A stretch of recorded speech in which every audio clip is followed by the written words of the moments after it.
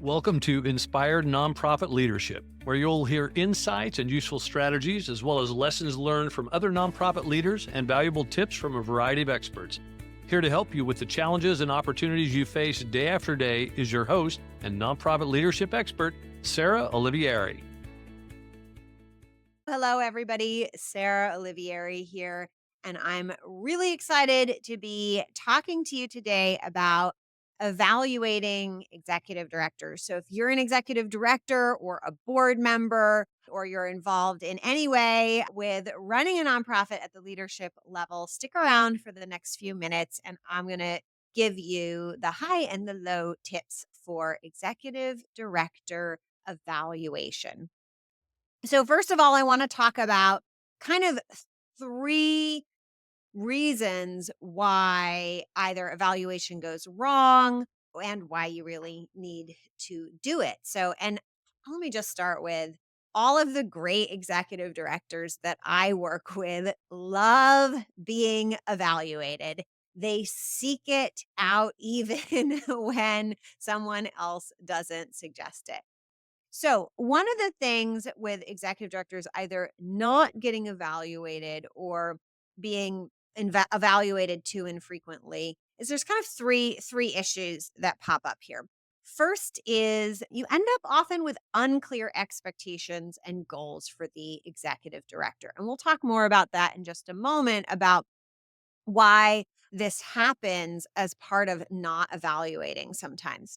The second thing is when you aren't evaluating or you aren't evaluating frequently enough, you actually miss opportunities for professional growth and improvement. That's probably the most obvious one.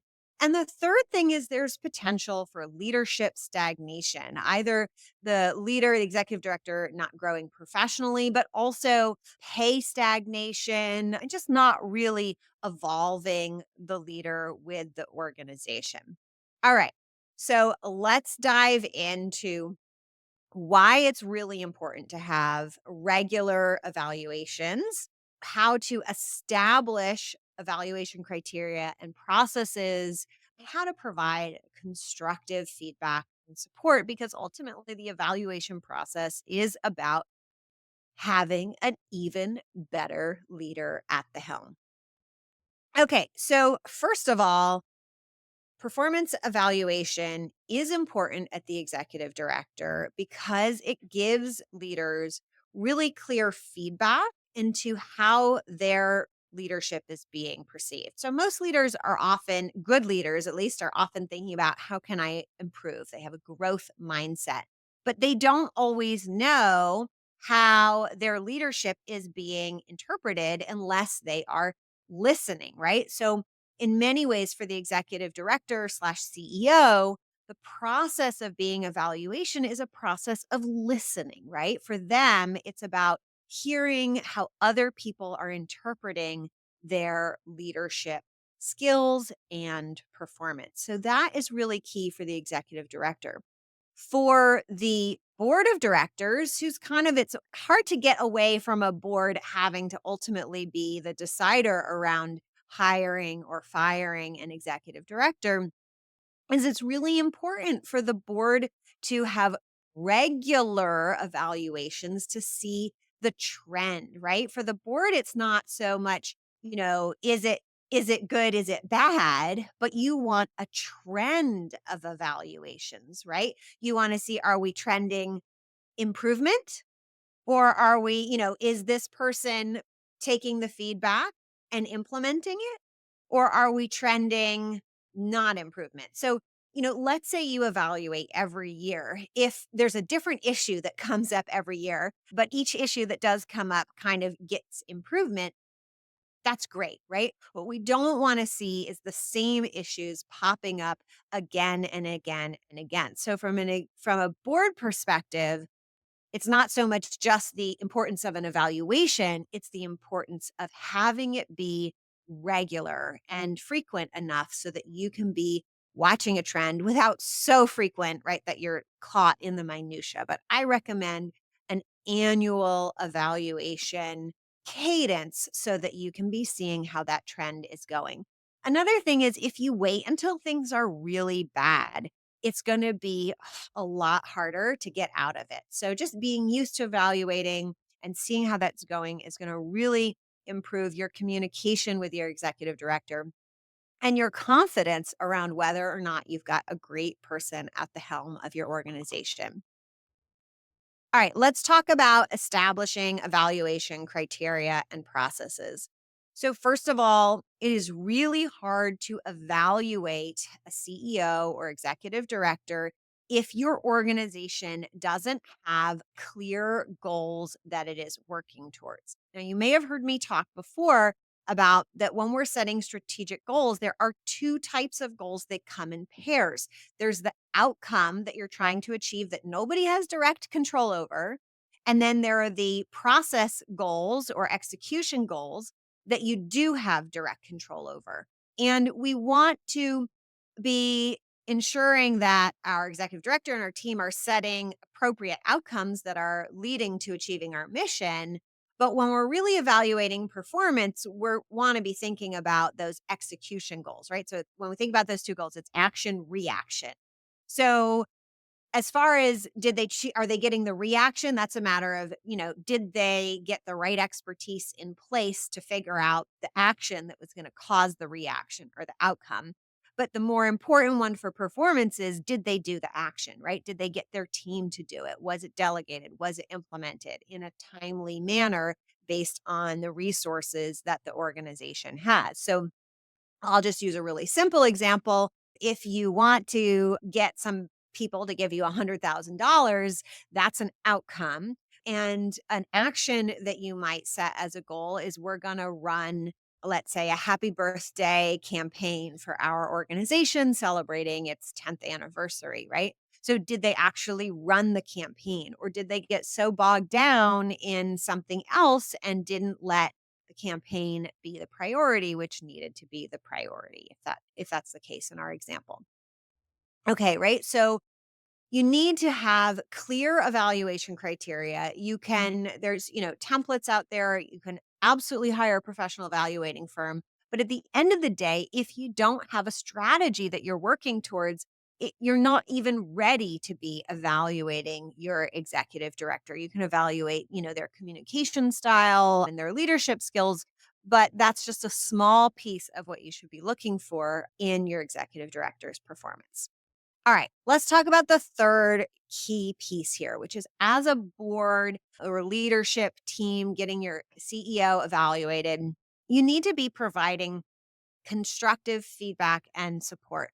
So I kind of like, feedback should be feedback and it should take into account context, right? So you might say, based on what we know or what we've seen, this is what I think you should do. Remember that as a board member, you might not have the full picture. And so you then need to trust your executive director or CEO to take in the feedback and then digest it through the larger context of everything that's happening in the organization. And then when it comes to support, let's say you do the evaluation process, you had clear goals and to measure performance against, and the evaluation comes back that there's an area for work. I like to kind of take this approach where the first time an issue comes up, you say, here's the issue. By all means, deal with it however you want to deal with it, however you want to improve. You lead your own improvement process. But additionally, we are very open and would be supportive to the idea of you getting help with that, right? So we're not saying you have to get training or you have to get a coach, but we're offering that up, just saying that that is definitely something that can be on the table. And if you go out and, start spending money on coach or training, like that's going to make perfect sense to us. We want to make sure that that is an option on the table. Second time the same issue comes up, right? So we had one issue come up last year and now it's coming up this year. Now we might say second time, or we might do, if it's a really big issue, we might do like a 3-month or 6-month evaluation to kind of be tracking that one issue more closely. Second time, if it's still an issue, we're not going to say you solve it however you feel fit. Now we're going to say this is still an issue and we're going to prescribe that there will be support. Still, we don't need to mandate exactly what kind of support, but you can say we want to prescribe something or have you document the kind of support you're going to get, right? This is clearly beyond what you can handle yourself if the person didn't get support, right? And so say, okay, so last time you told to just, you were going to do some inner work and do it, but now we want you to get some support from a professional. So please pick some kind of support and let us know that that's going on. Third time, now we're in a situation where you need to consider if it's still an issue. Did the person get the support, right? Were they taking action each time? Are they getting outside support? If they are, and it's still an issue, then we might have a true capacity challenge, right? This person's capacity for growing in this new direction, whatever it is, might be limited. And here's where we might be looking at a leadership change. And let's say that the alternative that might have happened is they said they were going to get the help and they didn't. Now we have a do they really want it type of situation in hand. So there's a little framework. I didn't create it. It comes from, I think, Gino Wickman. It's called the GWC framework. It goes for anybody that you're hiring. In their role, they need to get it, want it, and have the capacity to do it. So if they are getting help and still not succeeding, we have a capacity issue. And there we can look at, can we resolve this capacity issue? Do they need more pay? Do they need more time? Is the organization understaffed? What's going on here? Or is this a capacity issue that is true limit of the individual? And in which case you're probably going to need to look at replacing them. If they're not getting the help, and that's why change hasn't come about, then we probably have a want it issue. And a want it issue is not something you're going to overcome with support. And so if you have a want it issue, probably you're going to definitely be looking at changing executive directors / CEOs. And this, may be because the job grew, something in their life changed. Maybe they're a founder and they're beginning to get to the end of where they want to be in their organization. But I hope you can see that there's a real difference here between a capacity has potential to be fixed, but not necessarily. But a want it issue is a hard, there's not going to be a solution for that involves them staying in their role as CEO or executive director. If you are a board member thinking about an organizational change for your leadership at your nonprofit, or if you're an executive director thinking, I want to get everything cleaned up in my organization because I would like to leave, I'm beginning to not want it so much, or I see that in my future. Or if you're an executive director thinking, wow, I know that I need to level up so that I and my organization have the capacity to carry on, then I highly encourage you to apply for the Thrive program, where I work with organizations and their leaders one-on-one and in a small group setting to help them move through these moments. And you can do that at pivotground.com/application. Thank you so much, everybody. It is such a pleasure to be with you, and I will see you next week. You've been listening to Inspired Nonprofit Leadership. Thanks so much for tuning in. Be sure to subscribe so you don't miss a single episode or the bonus episodes. And while you're at it, please leave a rating and review, and be sure to share with your friends and colleagues. Tune in every week for more useful insights and wisdom on nonprofit leadership. Thanks so much for all you do for the communities you serve. Until next time, all the best.